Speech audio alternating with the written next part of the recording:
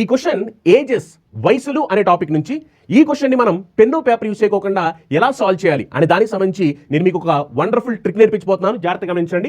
ఈ క్వశ్చన్ లో వాళ్ళు ఏమడుగుతారంటే మదర్స్ ప్రెజెంట్ ఏజ్ అంటే తల్లి యొక్క ప్రస్తుత వయసు అడుగుతున్నారు. ఇక్కడ మీరు చూడొచ్చు మదర్స్ ప్రెజెంట్ ఏజ్ అనేది 5 టైమ్స్ అంటే 5 యొక్క గుణిజం అర్థం అనమాట. మరి ఆప్షన్స్ లో 5 యొక్క గుణిజం చూడండి, 25 మల్టిపుల్ 25 మల్టిపుల్, ఈ రెండు 5 యొక్క గుణిజాలు కాదు, అంటే ఈ రెండు ఆన్సర్ అవడానికి అవకాశం లేదు. తర్వాత మీరు చూసినట్లయితే కనుక after 5 years she will be 3 times అంటే 3 యొక్క గుణిజం. ఎప్పుడు?